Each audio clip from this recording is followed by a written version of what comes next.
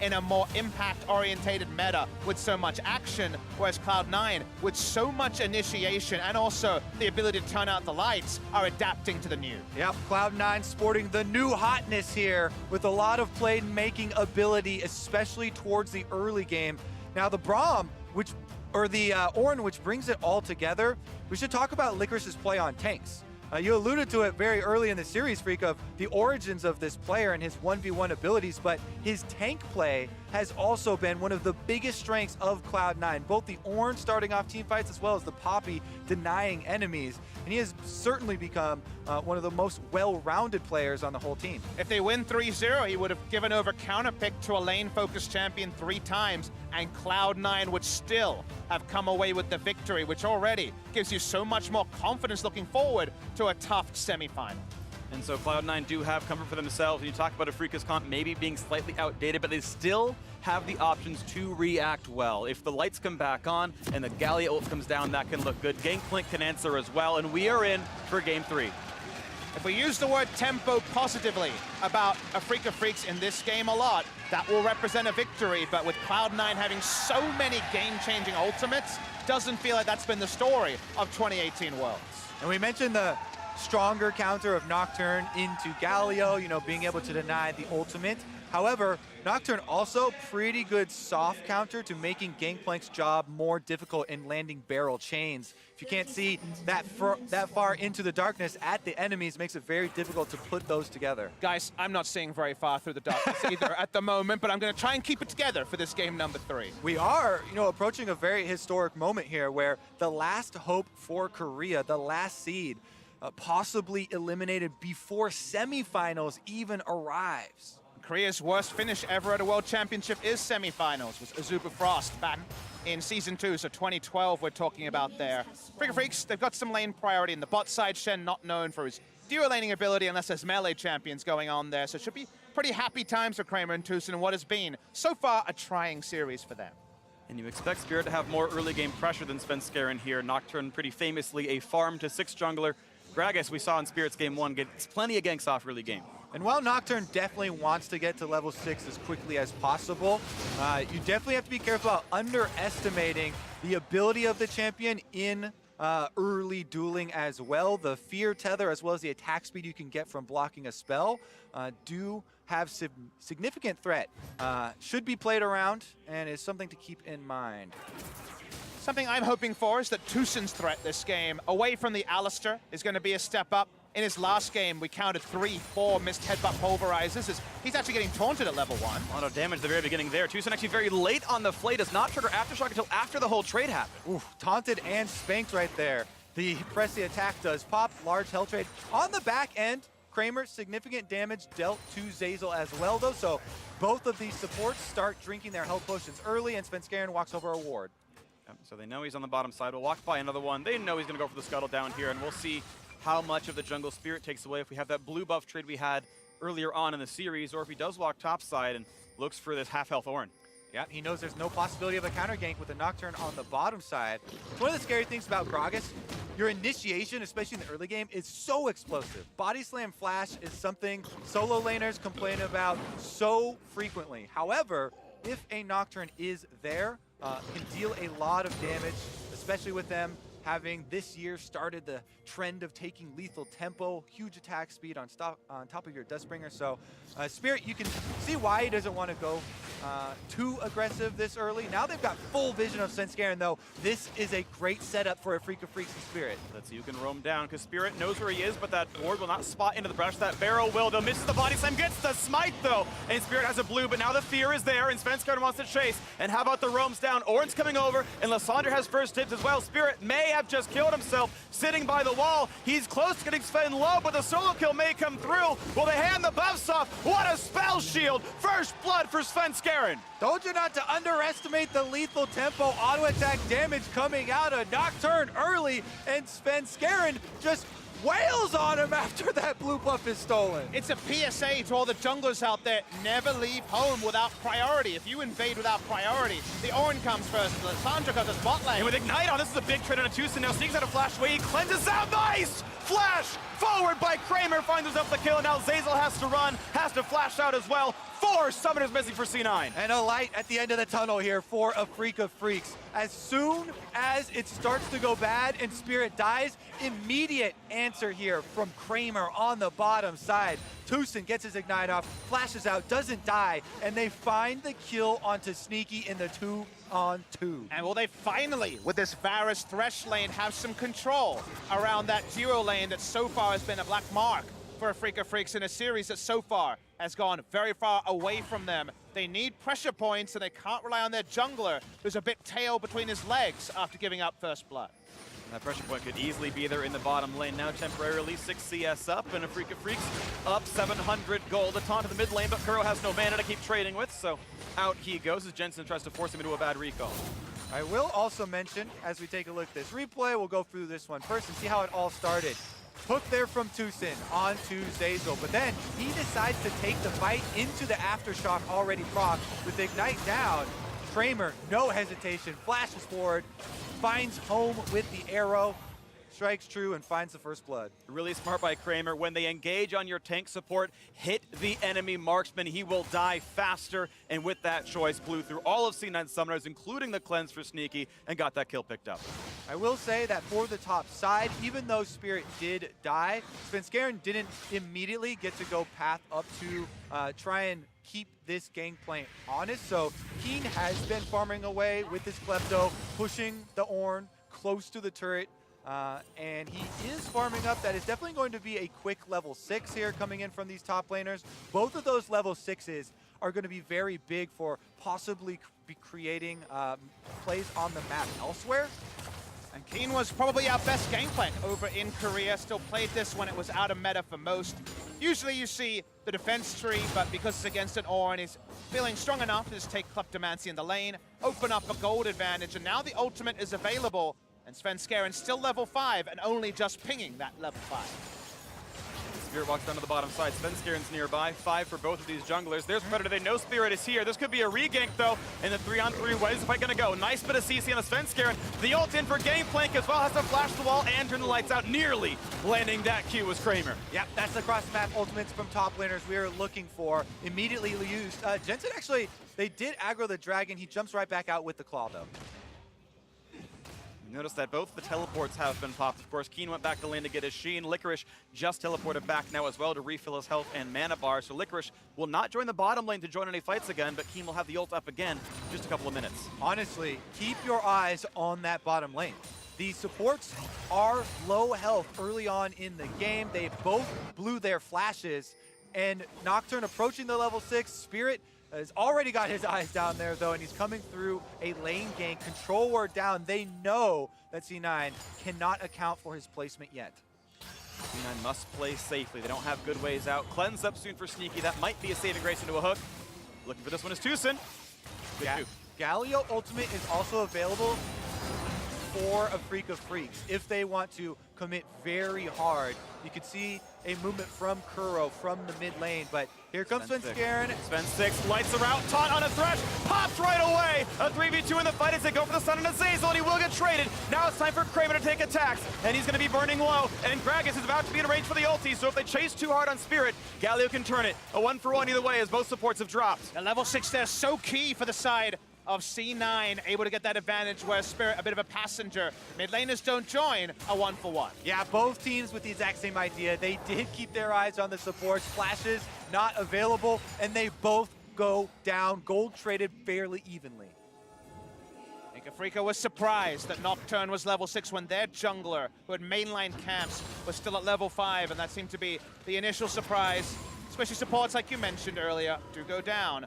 And now the reset happens with the map state pretty even, all things considered. And speaking of map state, the kills are on Kramer. Afreeca, their biggest weak point was arguably the bottom lane, as they could not handle the Lucian lane. This time around, both kills and a farm lead. This Varus could be the one to take the game to the late. Kramer was also the one who stepped up in a huge way for Afreeca Freecs in their change from week 1 of groups to going 3-0 on the second week of groups. And also he stepped up for the team in the playoff gauntlet because he wasn't playing in the regular season. Aiming was preferred for the vast majority of the season. Ironically, when we actually got to the finals gauntlet on the way to that overall grand final that Afreeca dropped out in the semifinal, when Kramer entered the team in that gauntlet, he had never played 2v2 as an AD carry in summer. He'd only been playing Gangplank and other mages in the bot lane. He hadn't been playing the new assignment of the 2v2 marksman, and he's been able to step up in a big way. He's going to be relied on in this game until Keen is ready to go. Interesting here, this wave clear from Keen. I think he was expecting the Nocturne follow through, and double level 6 before that can be scary against him. So farming the ult to get rid of the minion wave and not be dove there. Keen's going to stay safe, but now that ulti is down and relieves some pressure on that C9 duo bot. That's one of the small things that sometimes will go unnoticed, but I think is incredibly important. Just these players cautioning against the possibility of big plays like that. You mentioned it's a almost triple stacked wave there worth of minions. If as a top laner you get dove and lose out on that much experience, it is catastrophic. So he plays it safe, uses, yes, his global ultimate to clear it, and that is a cost, but I think does cover a worthy possible negative outcome. Ooh, there's going to be an outcome now in this jungle, as that was a potential 2-on-2. Spirit waiting around. They know he's there. They saw his barrel. The Svenskeren sitting on a ward now knows he was spotted. C9 sitting in the river. They had temporarily bot lane pressure. They got to do this again, though. Otherwise, Afreeca can answer first. Hook's not quite going to land there. And it's again pressure for the bot lane and then pressure for the blue buff as the mid laners trade blows back and forth. Right now, it's Afreeca backing up. Nice little bit of hit there, and the Thresh is on the way to make sure Gragas can stay safe. And we continue to watch as the wave is pushed in, and C9 rejoins. Back and forth they go, and now Kramer will sacrifice farm under the turret to play for a blue buff. And this is now in the brush, and this will go cleanly over, and Afreeca will indeed get their blue without much issue. We need to watch lane spacing and bot pretty extensively. Is Keen going to sidestep the stun? But he's slowed, and there's going to be a lot of damage on him, down to 700, 800 HP. Licorice with an ult from Svenskeren actually might have enough damage to kill off Keen. Do you have to be a little bit more cautious when you're playing Gangplank with Klepto rather than Grass? Bottom lane! Big ult, they're going to find the root now. Also on a sneaky as well. Big damage, and Azazeli's going to stay alive. Flashing just in time.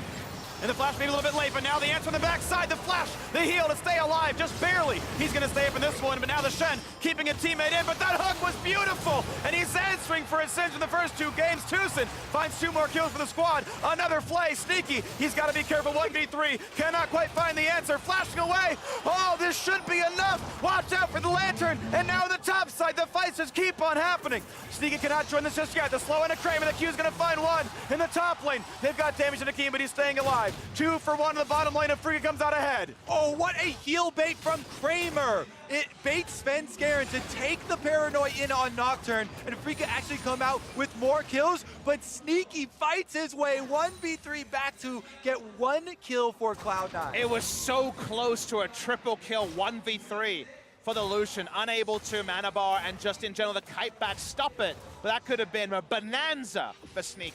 Big plays from both of those marksmen. Let's take another look at this one. All right, the initiation starts out with the supports, again, as primary target. Nice ultimate there from Kramer to start it off. They follow it up.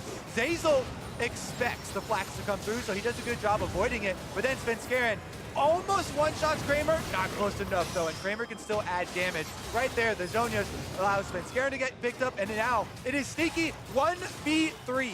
And if he's full mana here, maybe he can actually kite forward, level 9, and got this sort of cooldown. Lovely flash away from Spirit. He has to use the stasis. They do get him out, but Sneaky knows he can continue to go forward because Tucson and Spirit are completely out of this fight. What a dash right there, too.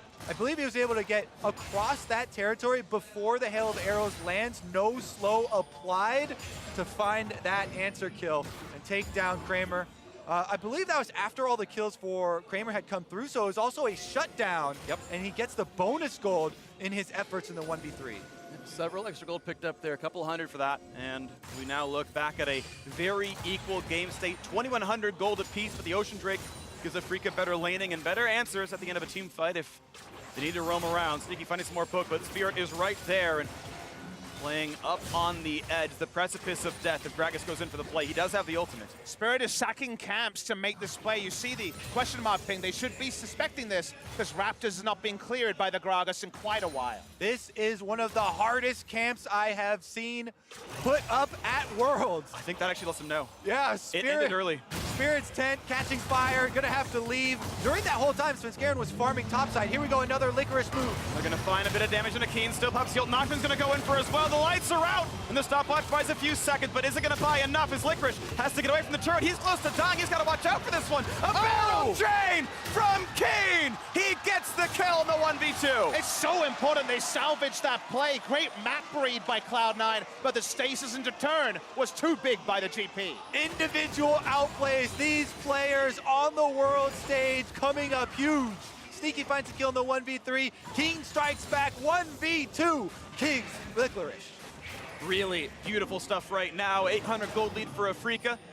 A bit of a respite though, the blue handed off to Jensen. He has not gotten around the map just yet. You talk about mid lane matchups, how volatile they've been. Jensen smashed game 1, Kuro smashed game 2. This one a bit more equal. It's been about the side lanes as now they TP in and look for Keen one more time. He does have the flash though. He could get away. That's gonna be a spell shield. Now to answer back. The auto's not gonna be much. He's feared. The flash over the wall. A nice escape by Keen. That is the Keen we know and love. He needs to be big here, but the bot lane is backing him up in this game. I love the passage play we saw topside because they read that the Gragas could be bot. The Gragas is back bot, but this time he only wants the turret. Yeah, it's amazing that Keen is dealing with this pressure. He's absorbing the Cloud9 jungler's time. Meanwhile, Spirit being bottom, they don't get a kill on the C9 duo, but they almost take the turret. Getting very low, and that's going to be another 800 gold that would go into Afreeca on top of the 700 they already have, and certainly this one will fall as Spirit is still within earshot.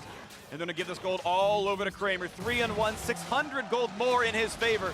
Svenskeren can only try to answer the Herald somewhere else. And these passages of plays are why Keen was rated so high in the top 20. He's putting in a carry level performance with no backup. His jungler has only been bottom side almost the entire game. And to be able to do that while absorbing a camp is the sort of trademark for this guy who lit up the LCK in 2018. Potentially even the reason Afreeca are even here. A 5th place finisher, 4 splits in a row. They switched out the lineup before the last year, still ended up in 5th place, and then Keen comes in, replaces Marin of all players, and suddenly a silver medal in their very first split with this player on the lineup. And now looking at a reverse sweep to keep all of Korea's hopes alive. The host nation are about to potentially, for the first time at Worlds, lose all their teams in the top 8. And Sneaky here on the Lucian, 3 games in a row. You can tell that Afreeca Freecs identified this as one of the biggest problems. And with that, they have had Spirit constantly down to the bottom side. If you have a nickname or a title you don't like, maybe you just take it on. And Sneaky in lane is becoming a positive meme in this particular game. He's dominated to the point where they've required an extensive jungle camp, and he still exits the lane with a CS advantage. Even 2 kills to his credit as well, so really kudos to him for stepping up, the longest standing member of C9. An almost unbroken streak of starts at the beginning of Summer Split. He was out for a few weeks, and they decided they needed him back in, and he's once again bringing Cloud9. This is his 5th quarterfinal at Worlds, but he has always fallen since back in 2013 when he first showed up on the world stage. Has never made it through the BO5. Now 2-0 up, this is probably their closest chance at doing so. But of course, still a lot up in the air. Afreeca Freecs up, still 1,700 gold in this game. And it's non-trivial at this point in the game. There's finally a turret answered as C9 knocked down top lane outer. And we're getting a little bit closer. That hook almost lands there. 4 in the top lane for Afreeca. They will not quite get that next Herald charge, and down it goes. 4-man defense here means the C9 can't outnumber and dive. Afreeca showing a lot of respect. All Afreeca's getting on the map is GP farm though, and C9 with the Nocturne ult, with the Shen ult, can always look for a turn. A lot of fights over the wards in this tribe rush going down. Nobody leaving yet, so it's still 6 members on the top side. And you can see on your mini-map, all 5 now of Afreeca Freecs heading up there. 2 global ultimates at their disposal. This might be it. That's going to go wide. Those A's are walking just the max distance away. Sneaky backing up. They're going to look maybe at mid instead, but with reinforcement coming down, that's a nice route for Jensen. Gets away from the chance for Kuro to go in. Both these mid laners taking aftershocks, so in short skirmishes, they do very little damage to each other. That one was about facilitating a gank, but not going to happen on the side of Afreeca Freecs. They back away as Licorice puts together another item and just wants to force the GP to come to his lane. Very little bit of farm will be dropped there, maybe 1 or 2 melee minions. The cannon will hold enough time that it's not an issue. Licorice wards to make sure he's not getting ganked just yet, as Gragas is coming down to this side of the map, but Keen gonna get most of this farm. That's pretty beautiful to watch. Trinity Force plus a barrel is always free money, and it's indeed plus 14 CS in the top lane. Yeah, one thing that will not be free is this Infernal Drake. As Afreeca Freecs have said, everybody down to the bottom side, as have Cloud9. Trailing through the river now.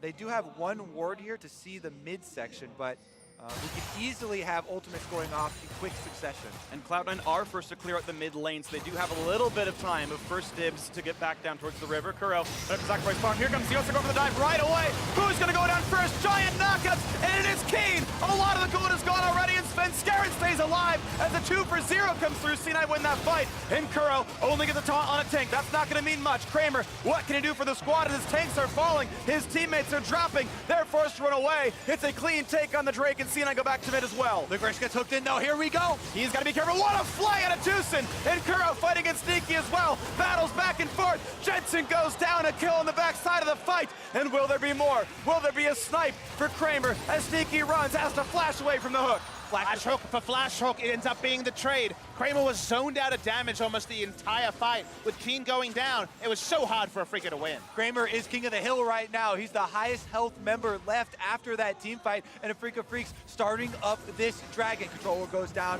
and the map goes dark. Licorice gonna stay on the map. No ult for over a minute, or about a minute here. Sven Skarin winning around. Similar cooldown for him. Now 3 there. The rest of the teams are collapsing. Keen cannot join right away, but he might try. And then once again, we look for the smites. They're up on both sides. Here comes TPs. Hook's not going to land. Here comes the rest of the squad. This will be another 5-on-5 as they're all going to rejoin. And the Dragon resets, but Sneaky is low. They've got to respect this. That snipe for Kramer. It's his 5th kill of the game. And Tucson's on the hunt. The battle for the Drake. Sven Skarin gets it, but loses his life as more kills come through. 3 for 0 to Afreeca with Baron alive. And they can run straight to it, Freak. 20.5 minutes into this game, Afreeca Freecs have the Ocean Drake regenerating their health bars, and they're starting it up. As a group 5, they have very good Baron damage and very good Baron turn. This should definitely be theirs. Only Lissandra and now the Ornn could contest. Teleport is being used. What are Cloud9 gonna do about it? Jensen can go in and self-ult to buy time, but it would be almost the last case. They're gonna try, they're gonna dive into the pit, plenty of damage available, but will they even stop the Baron as the smite? Oh, he gets to kill the juggler! Who's gonna get it? Oh! You gotta be kidding me! Licorice solo carrying this game! There's still 2 kills for Afreeca, but can you believe that Baron steal? Your spring split North American LCS rookie of the split on Ornn comes in, takes the Baron and takes the jungler's life. What an incredible play! And they're gonna find another on the back end. A shutdown for Sven Skarin. They had so much hope, Afreeca, and it just got shattered. This is the hopelessness that Afreeca has to deal with, that the LCK is getting used to. They're going to keep pushing through the mid lane and blow open the gold lane. Are you kidding me right now? Absolutely unbelievable turn of events, but we have to settle down because there is so much more game to play. Afreeca need to not be tilted. This game is only 1,000 gold apart. This replay brought to you by Ace of Predator. But this is just a pure donation. There's no unsealed spellbook to smite away. They get a lot of damage onto Spirit, and look at how Licorice assassinates him in the back line. Oh. And when it comes to this play, all the cannonballs are coming in. Kramer turns onto Licorice. If you're watching, Licorice waits, he waits, and then at 16 HP, he just pumps the punches it. Baron. He punched the Baron. What can't Licorice do? I don't have an answer for you, Freak. This world has been full of incredible moments. Another one has just taken place, and now we are left with Cloud9 facing a victory in Game 3 with Baron buff. Afreeca Freecs, it is now or never. This could be a historic moment in League of Legends esports. Korea has not missed a semifinal ever. They have not missed a final ever in any Worlds they've been invited to. North America hasn't made it since 2011, the very first Worlds, and C9 with the gold lead, and Baron could be the first semifinalist team since the very first World Championship from North America. It's all decisive, and it's been a decisive victory so far for C9, and hard to answer any of those facts with any counterpoints, Freak. C9 have been the better squad on the day. They've been clutch as well, but here we go. Jen's going to be rooted up. Be really big, and he's forced to self-ult. That's actually at least a cooldown missing, and that's going to be nothing for the Orange. But look at the backline. Keen, he's running out of health, but he gets the oranges, and he gets support from Spirit.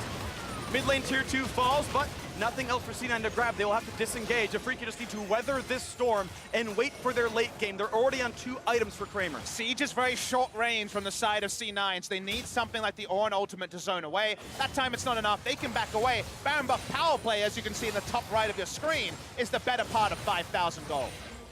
Cloud9 need to reset after that fight. So many ultimates flown. With all of this gold they got from the Baron push, they will come back with completed items looking to get inside of the Afreeca Freecs base.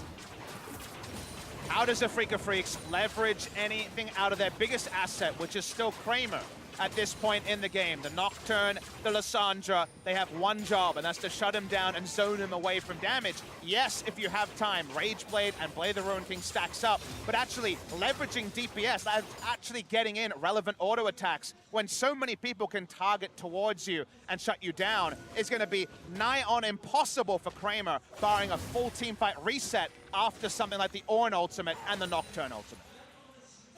I do think he has the tools. Gragas, Galio, these are great reset buttons to keep the dive from happening. You can see him going towards more armor. Ninja Tabby plus that Chain Vest. Svenskeren may not have the damage to kill him off. Kramer can still do the 1v5 team fighting. And Keen, similarly, so much gold on this gangplank. The damage is there. The team fights can be done for Afreeca. One counterpoint I'll say is I can't remember a meaningful Galio ultimate in this game. Once again, it feels like one of those games where if you fall behind against Nocturne as a Galio comp, the Galio ult, more often than not, is available after a team fight. So much of this game has been bottom lane and top lane. Constant fighting, creating plays for each other.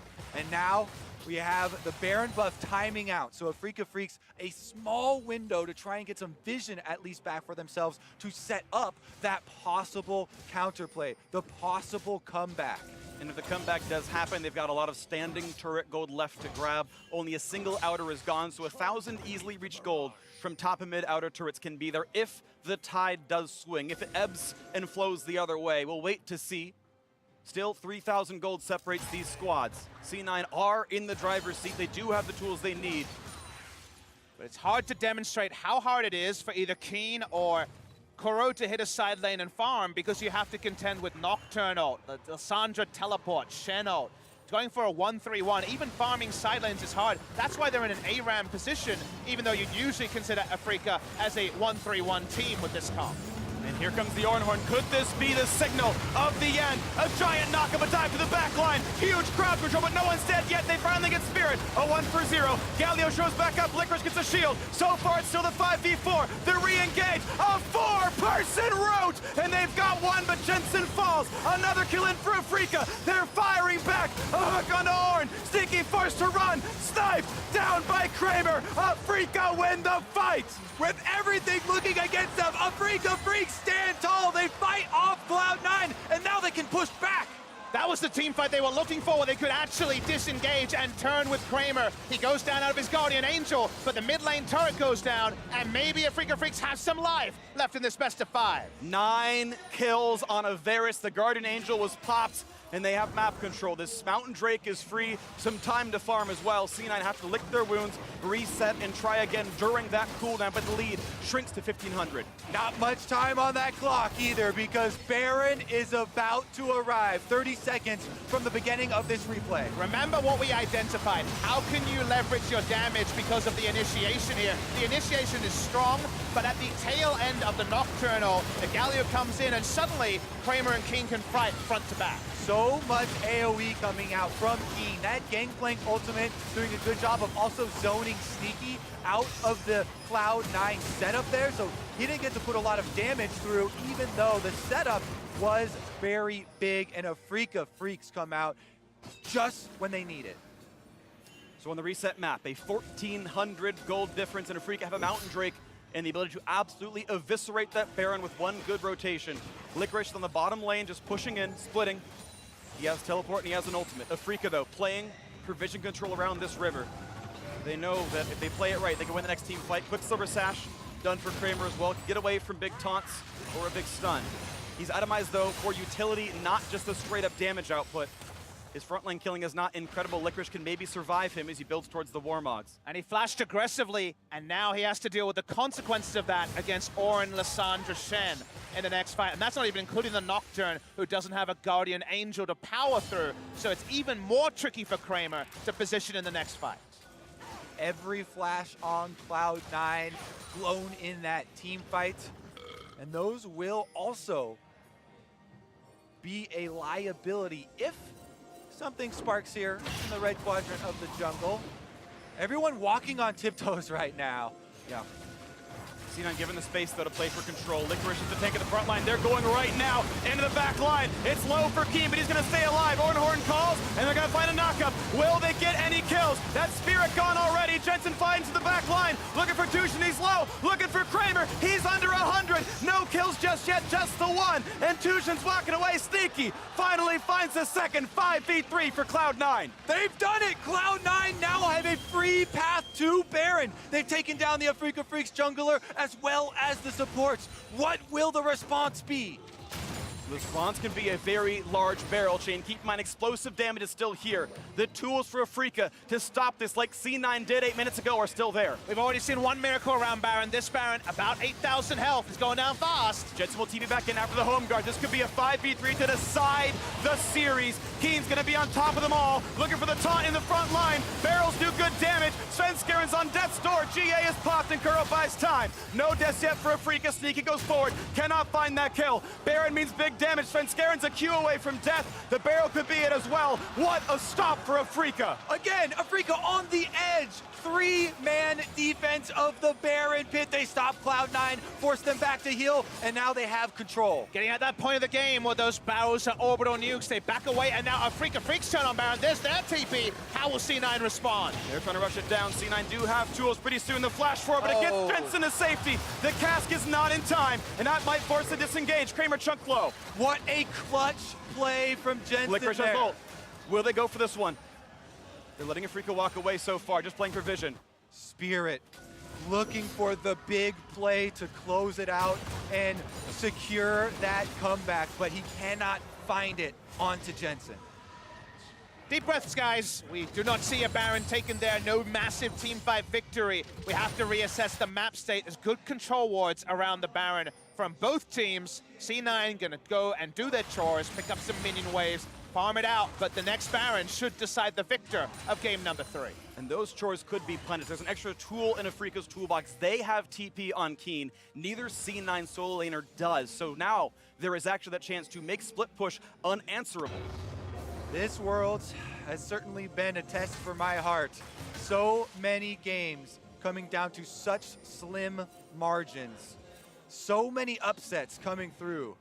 And now, Afreeca Freecs will try once more to take back vision over the Baron pit. Sneaky a bit low. They're hatching a ward. Corey in the mid lane. The rest of the team is nearby. This could be yet another fight to determine it all.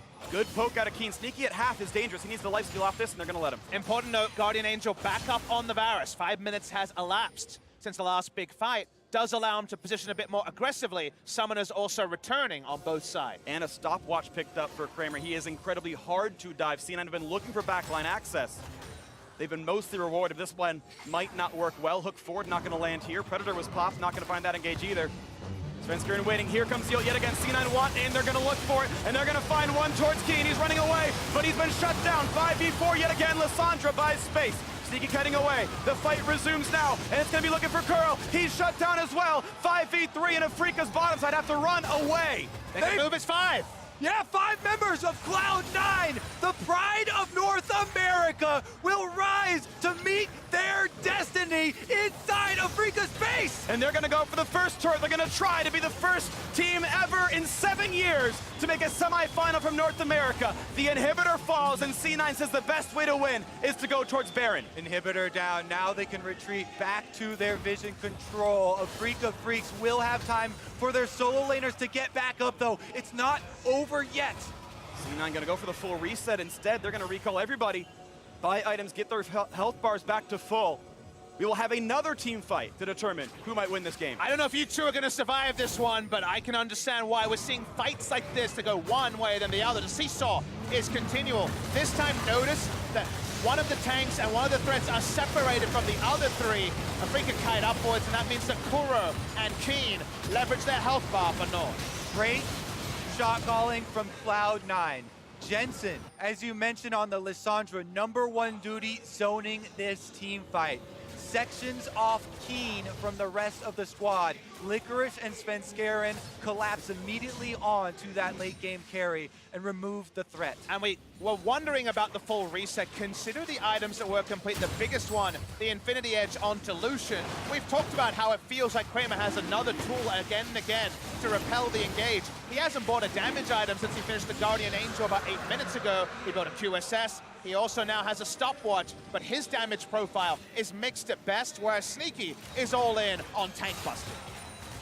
Infinity is definitely good for that, but these busts may be harder as now Keen has Guardian Angel as well. It's been C9 going for assassinations, and they might be running out of targets. We're still in a very close one only. 4,500 gold separates the teams. That is pocket change based on performance in the actual fight itself. Guardian Angels active on Kramer and Keen. This provides a tremendous amount of an advantage for the next team fight. Svenskeren is still on cooldown here for Cloud9. They do not want the heart. Oh, they're going for it! Oh, what a hook by Tushin! They're gonna find the way in though. The Oran's gonna come across, and the knockups are there. Is this the fight? It's 2-0, and the Guardian Angels are popped. This could well be it. Look at them clean up the map, and the last vestige of Korea has been destroyed. Cloud9 will make it to the semifinals. A 3-0 sweep. The first time in 7 years. Cloud9 in the top 4 at Worlds.